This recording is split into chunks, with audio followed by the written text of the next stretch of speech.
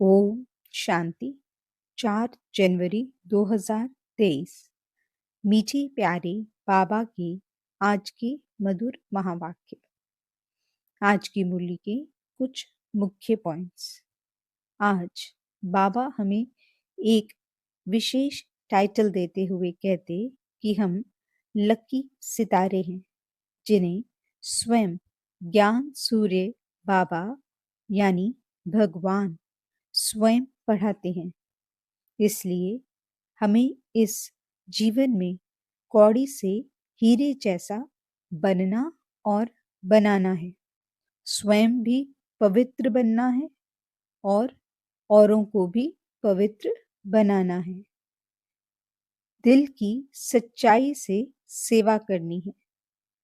सच्चे सच्चे खुदाई खिदमतगार बन सबको माया से लिबरेट करना है। कल्याणकारी बन अलौकिक सेवा में तत्पर रहना है। ज्ञान का विचार सागर मंथन करते रहना है।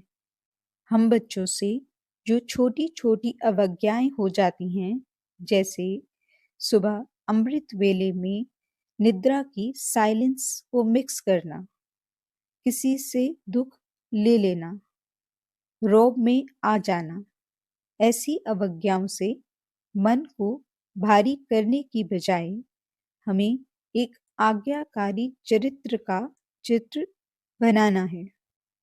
तभी हम सदा समर्थ चरित्रवान आत्मा बन सकते हैं। बाबा समझाते कि हम बच्चों को सब आत्माओं को सम्मान देना है, ना कि किसी से सम्मान मांगना है, क्योंकि सम्मान देने से स्वतः ही सम्मान मिलता है। तो चलिए सुनते हैं आज की बाबा की मीठी प्यारी मुरली। ओम शांति।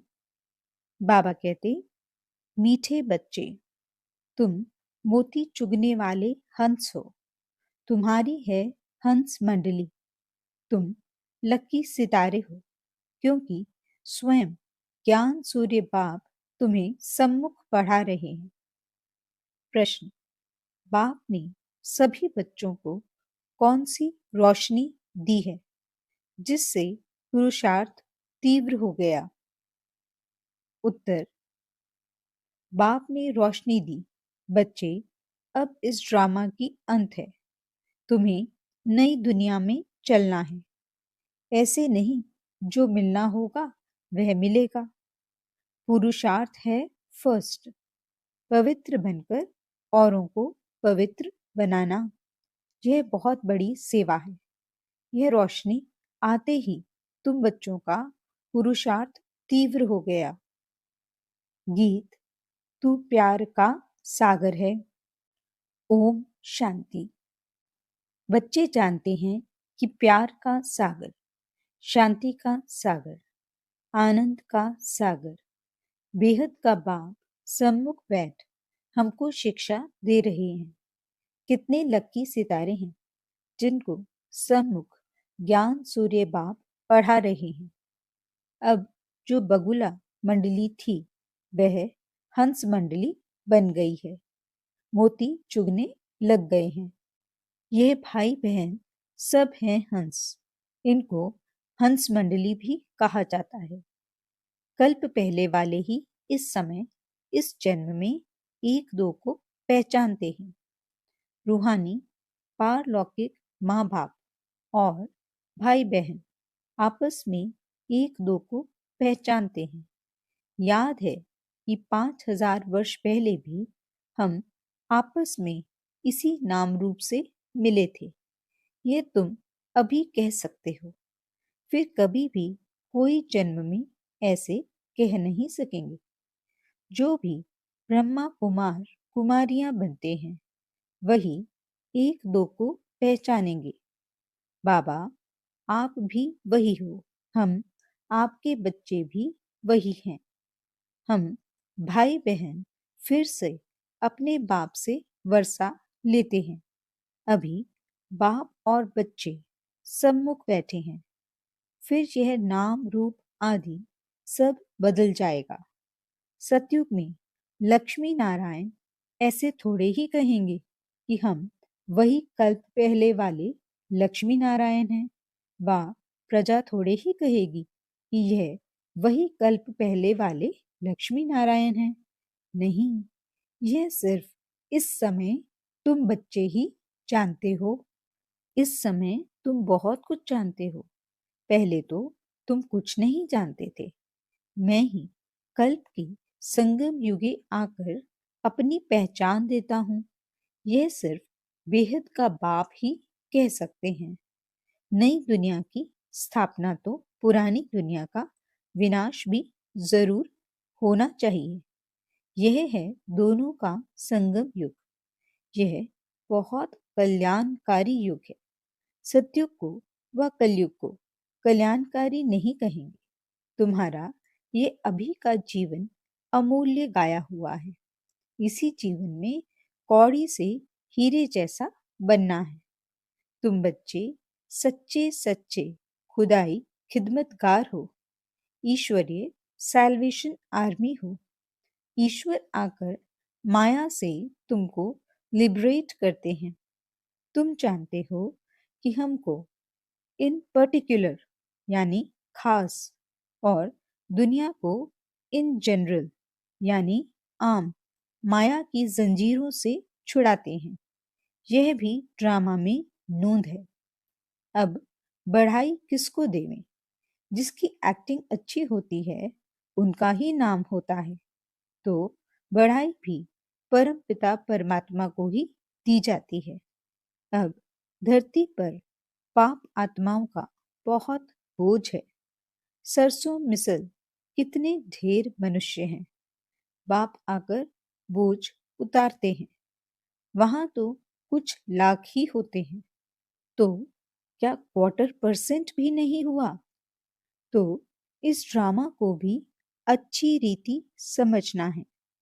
परमात्मा को सर्वशक्तिमान कहते हैं। यह भी उनका ड्रामा में पार्ट है।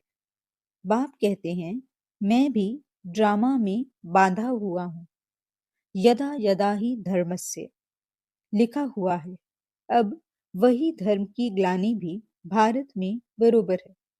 मेरी भी ग्लानि करते हैं। देवताओं की भी ग्लानि करते हैं।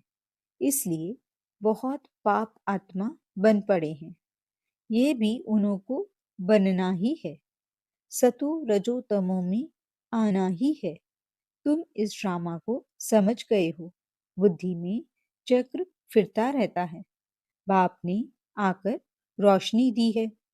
अभी इस ड्रामा की अंत है। अब तुम फिर नई दुनिया के लिए पुरुषार्थ करो। ऐसे नहीं जो मिलना होगा वह मिलेगा। नहीं, पुरुषार्थ फर्स्ट। सारी ताकत पवित्रता में है। पवित्रता की बलिहारी है। देवताएं पवित्र हैं। तब अपवित्र मनुष्य उन्हों के आगे जाकर माथा झुकाते हैं। सन्यासियों को भी माथा टेकते हैं। मरने के बाद उन्हों का यादगार बनाया जाता है क्योंकि पवित्र बने हैं। कोई कोई जिस्मानी काम भी बहुत करते हैं। हॉस्पिटल खोलते हैं व कॉलेज बनाते हैं तो उन्हों का भी नाम निकलता है। सबसे बड़ा नाम उनका है जो सबको पवित्र बनाते हैं और जो उनके मददगार बनते हैं।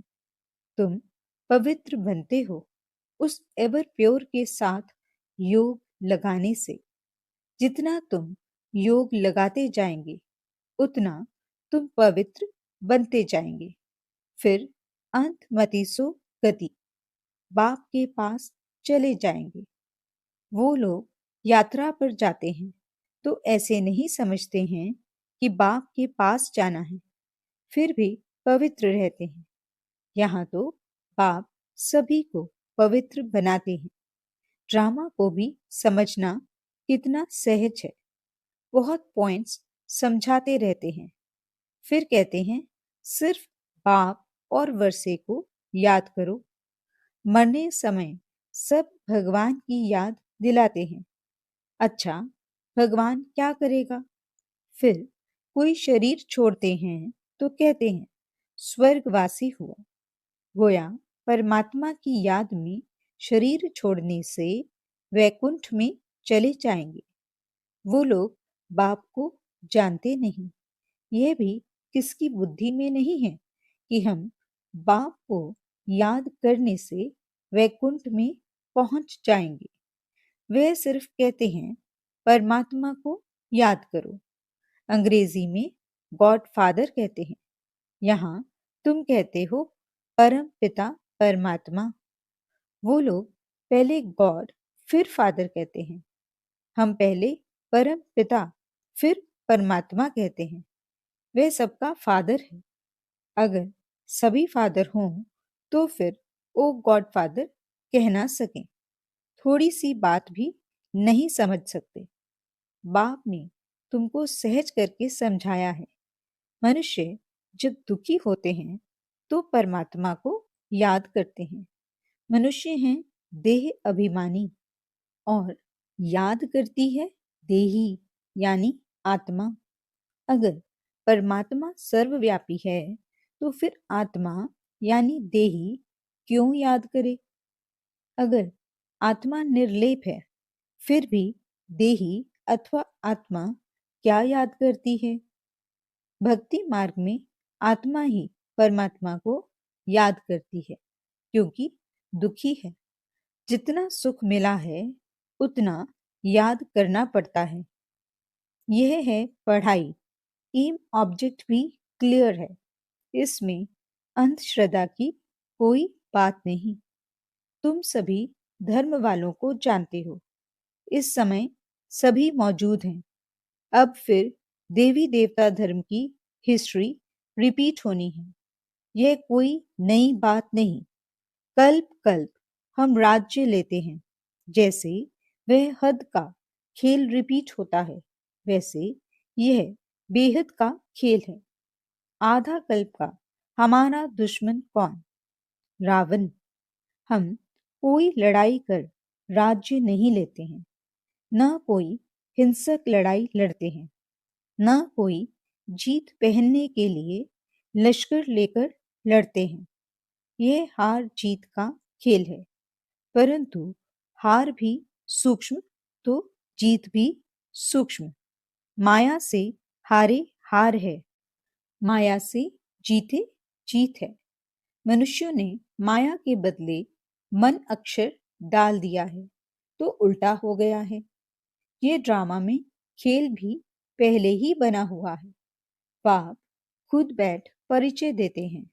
रचयिता को और कोई मनुष्य जानते ही नहीं तो परिचय कैसे दे सकते? रचयिता है एक बाप, बाकी हम हैं रचना।